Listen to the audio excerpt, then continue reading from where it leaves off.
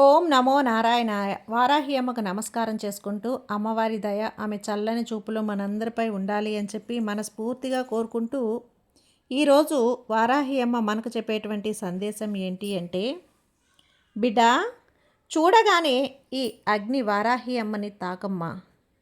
ఇలా తాకిన నీకు ఒక శుభవార్తను తీసుకొచ్చాను. ఆ శుభవార్త నీకు ఎలాంటి ఆనందాన్ని కలిగిస్తుందో ఇప్పుడే వినిబిడ్డ, నిర్లక్ష్యం చేయకుండా విను అని చెప్పి అమ్మవారైతే మన కోసం తన వాగ్దానంగా ఒక సందేశం అయితే తీసుకొచ్చేసారండి. ఆ సందేశం వినే ముందుగా మన ఛానల్ని కనుక కొత్తగా ఎవరైనా చూస్తూ ఉన్నట్లయితే ప్లీజ్ సబ్స్క్రైబ్ చేసుకోండి ఫ్రెండ్స్. వీడియో నచ్చితే కనుక లైక్ చేసి సపోర్ట్ చేయండి. ఇక వీడియోలోకి వెళ్ళబోయే ముందుగా ఒక్కసారి జ్యోతిష్యంలో గొప్ప అనుభవం కలిగినటువంటి గురూజీ సుబ్రహ్మణ్యం రాజు గారు శ్రీ వారాహి అమ్మవారి ఆశీస్సులతో జ్యోతిష్యం చెప్తున్నారు. ఈ గురువుగారు చెప్పింది చెప్పినట్లుగా జరుగుతుందండి. Contact number 7075662225.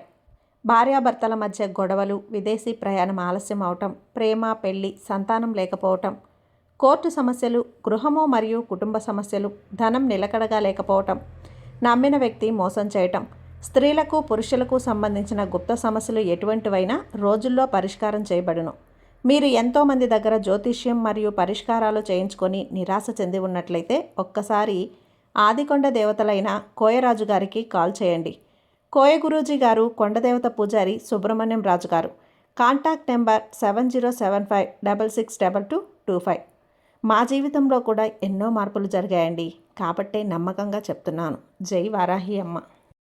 ఇక అమ్మవారి వాగ్దానంగా అమ్మ మనతో ఏం చెప్తున్నారు అంటే, తల్లి, నిద్రించే ముందు ఈ వారాహి అమ్మ మాట విను. నీకు రేపటికి అంటే తెల్లవారేసరికి ఒక అద్భుతమైన సంతోషకరమైన వార్త నీ చెవిన వేస్తాను. ఇప్పుడు ప్రశాంతంగా విని నిద్రపో. దేని గురించి కూడా నువ్వు దిగులనేదే చెందవద్దు.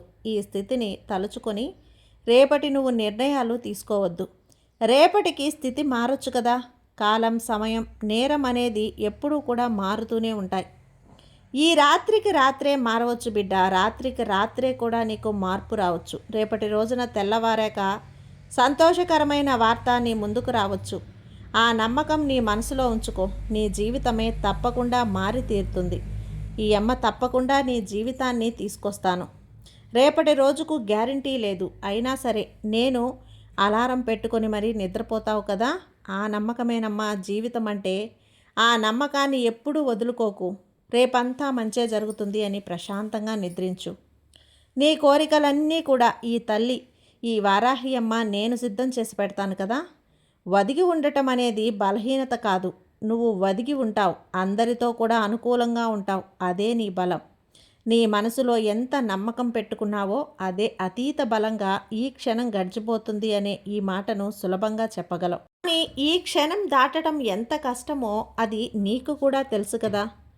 లైఫ్ అనేది కొన్ని సందర్భాలను, కొన్ని విషయాలను దాటాల్సిన సమయం అనేది వస్తుంది. కొంచెం కష్టమైనా సరే నువ్వు తట్టుకొని నిలబడ్డావు. ఈ లోకంలో జీవించాలి అంటే డబ్బు రావాలి, ధనం కావాలి.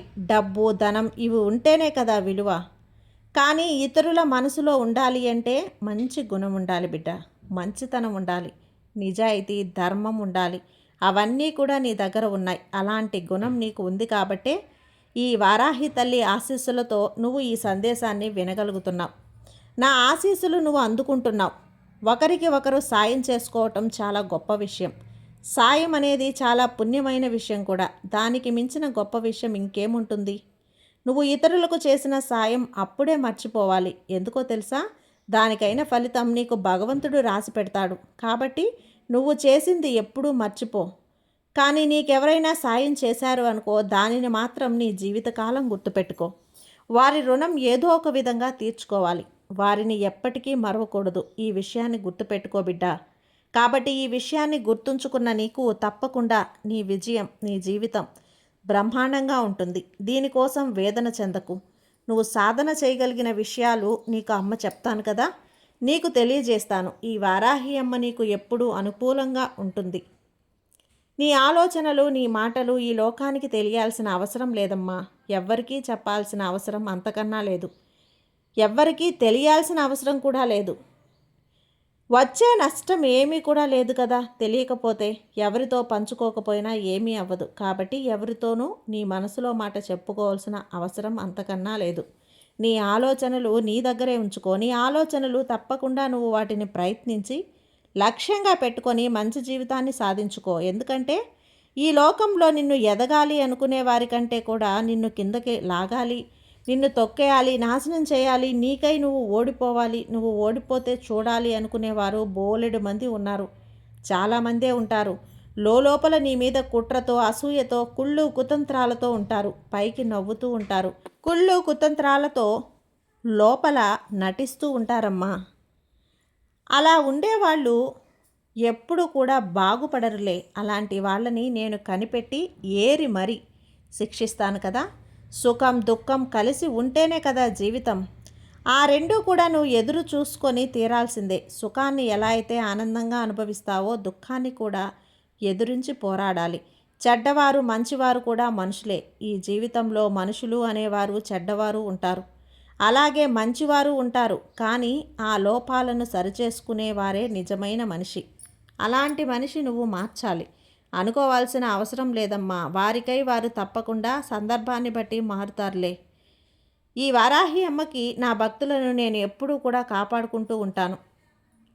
అలాగే నిన్ను కూడా నేను ఎప్పుడూ కాపాడుకుంటాను. ఇది నా బాధ్యత. నీలో ఉన్న లోపాలను సరిచేస్తాను, నీలో ఉన్న భయాలను తొలగిస్తాను, నీకున్న అపోహల్ని కూడా తొలగిస్తాను, నీకు రావలసిన విజయాన్ని అందిస్తాను. నీ మనసులో నువ్వు ధైర్యంగా ఉన్నప్పుడు నీకు బలాన్ని ధైర్యాన్ని నేను అందిస్తానమ్మా.